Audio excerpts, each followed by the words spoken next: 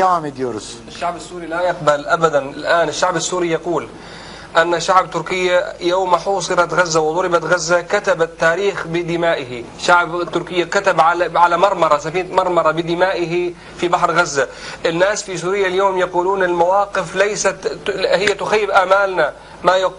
ما يقال الآن على المستوى الرسمي في تركيا لا يرضي الشعب السوري. والشعب السوري قال كلمته، قال لو لم يبقى منا إلا طفل أو امرأة أو شيخ مسن سيبقى هذا الطفل وهذه المرأة يطالب بحريته لو لم يبقى إلا هو. فالتاريخ يكتب ما تفعله تركيا الآن. التاريخ ينظر إلى تركيا، لا يعذر أي إنسان. يعني ماذا تتوقع لبشار الأسد عام؟ هل سيستمر حكمه؟ والسؤال الثاني، ما هو تتوقع في الغرب والأمريكا والغرب كيف ما هو سيكون تصرفهم أو تجاه ما يجري في سوريا؟ وهل سيكون في مصلحتكم أو ضدكم؟ وماذا تتوقعون من تركيا وماذا أملكم لتركيا؟ أولا يعني الشعوب هي التي تقرر مصيرها وهي التي تطلب حقها. وكما حصل لمبارك الذي كان ما يظن أحد أن يسقط مبارك، وذهب مبارك وبقيت مصر، وذهب زين العابدين وبقيت تونس، وسيذهب بشار الأسد وتبقى سوريا. الشعب السوري يقول هذا الكلام. أما بالنسبة للغرب والكلام والتحليل فالقول الفصل عند الذين يعملون الآن في الساحة في سوريا. القول ليس للمحللين وليس للسياسيين وليس للأحزاب. القول الآن للشهداء 17 الذين استشهدوا اليوم في حمص.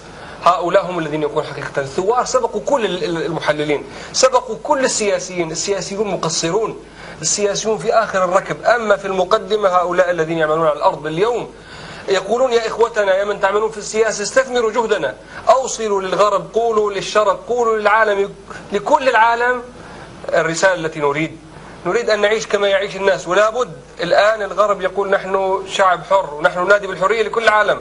لا بد له أن يستمع لمطالب الناس في سوريا ومطالب الشعب. وإن كان الغرب عنده أدنى مبادئ للإنسانية فلا bud أن يمشي وراء الشعب السوري وأن يسعى في تحقيق مطالبه. Tabii Batı ile ilgili yorumcuların asker mi göndersin örneğin? mal matlub min الغرب يعني يرسل الجيش والبابا. اولا كل الشعب السوري يقول كلمته، يقولون نحن لا نريد أن يتدخل أي بلد في سوريا عسكريا. كل سوريا تقول هذا الكلام.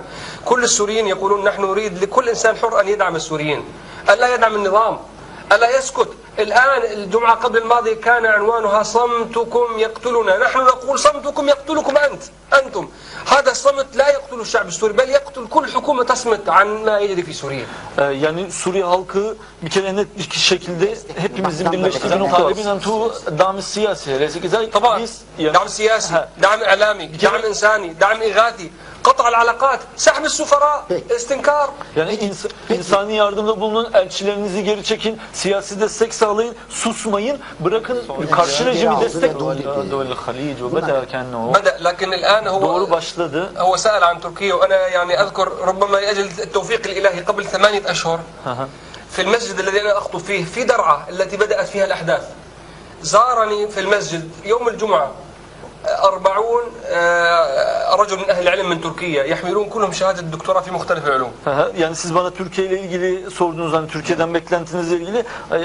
İlginç bir şekilde 8 ay önce Dara'da en büyük camisinin ben imamıyım. Beni 40 tane ilim erbabı, Türkiye'den ilim erbabı insan ziyaret etti. Doktorlar, master öğrencileri vesaire 40 kişiyle ben bizzat kendim görüştüm. وأنا كل الإخوة في مسجد موسى بن نصير يذكرون ماذا كلمتهم عندما كلمناهم. لم نكلمهم بوصفهم أشخاص، كلمناهم بالبعد التاريخي بيننا وبينهم. قلنا لهم أهلا بأحفاد محمد الفاتح، أهلا بأحفاد السلطان سليمان القانوني والسلطان عبد الحميد الذين أبوا أن يبيعوا ذرة من تراب فلسطين.